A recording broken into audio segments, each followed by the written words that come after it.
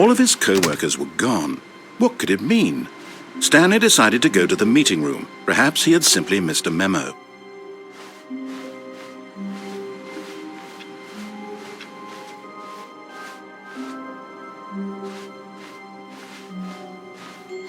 When Stanley came to a set of 2 open doors, he entered the door on his left. This was not the correct way to the meeting room, and Stanley knew it perfectly well. Perhaps he wanted to stop by the employee lounge first, just to admire it.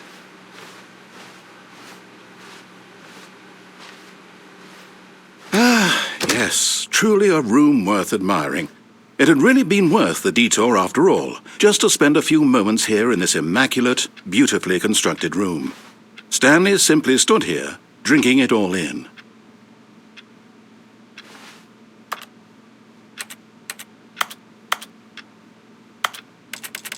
Yes, really, really worth it being here in the room.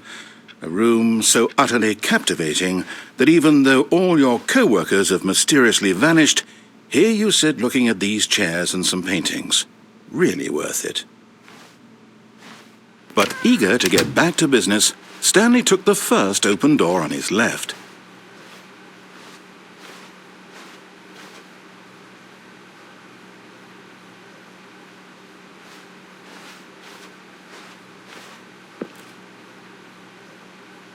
Stanley was so bad at following directions, it's incredible he wasn't fired years ago.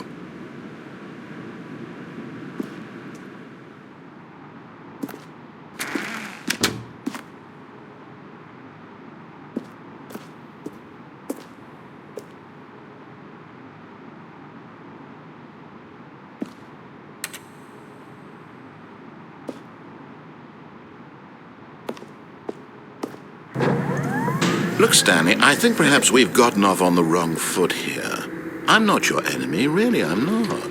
I realize that investing your trust in someone else can be difficult, but the fact is that the story has been about nothing but you all this time. There's someone you've been neglecting, Stanley. Someone you've forgotten about. Please, stop trying to make every decision by yourself. Now, I'm not asking for me, I'm asking for her. This is it, Stanley. Your chance to redeem yourself, to put your work aside, to let her back into your life. She's been waiting.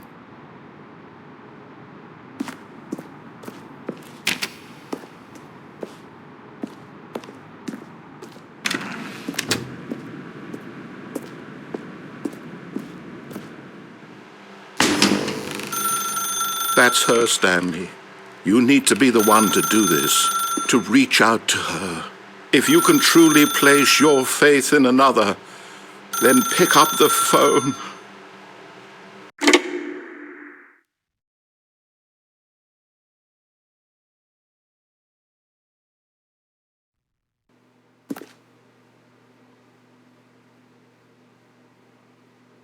Oh, Stanley, is that you? Hold on, sweetie. Sorry to keep you waiting. I'm just pulling the bread out of the oven. All right. Okay, there we go.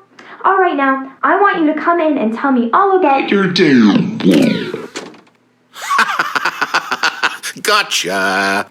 Oh, come on. Did you actually think you had a loving wife who'd want to commit their life to you?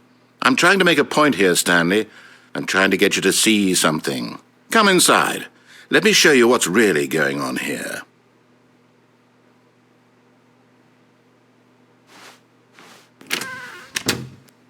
This is a very sad story about the death of a man named Stanley.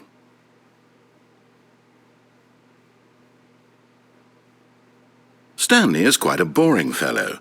He has a job that demands nothing of him, and every button that he pushes is a reminder of the inconsequential nature of his existence.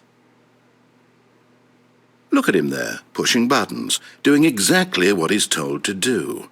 Now he's pushing a button. Now he's eating lunch. Now he's going home. Now he's coming back to work.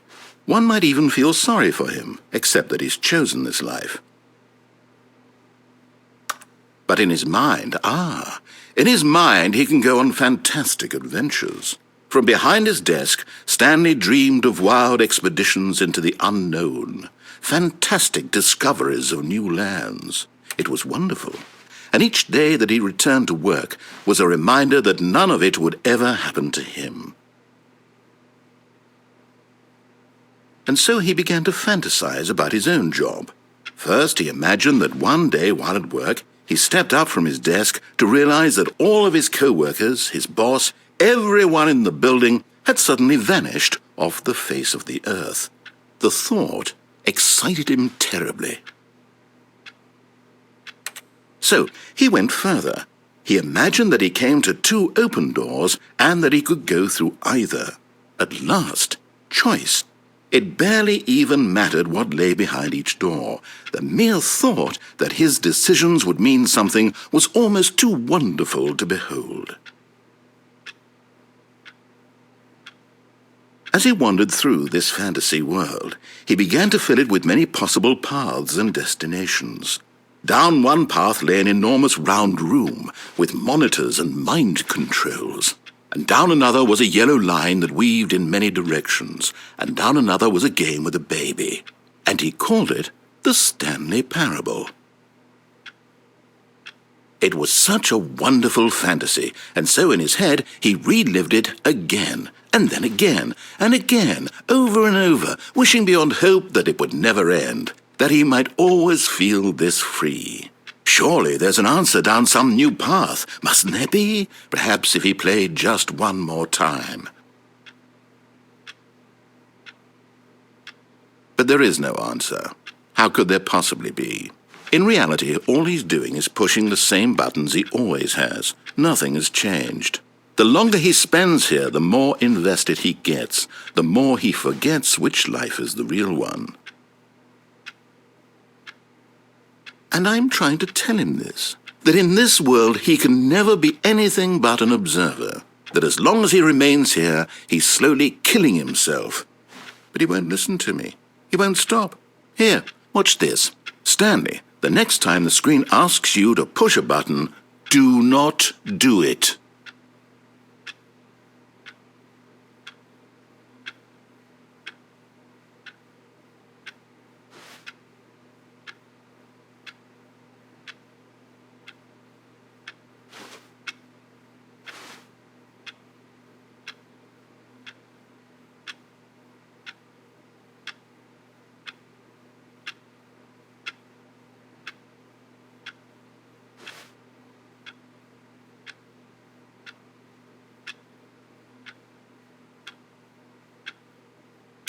You see? Can he just not hear me? How can I tell him in a way that he'll understand that every second he remains here, he's electing to kill himself? How can I get him to see what I see? How can I make him look at himself? I suppose I can't, not in the way I want him to. But I don't make the rules. I simply play to my intended purpose, the same as Stanley. We're not so different, I suppose. I'll try once more to convey all this to him. I'm compelled to. I must. Perhaps, well, maybe this time he'll see. Maybe this time. And I tried again, and Stanley pushed a button. And I tried again, and Stanley pushed a button. And I tried.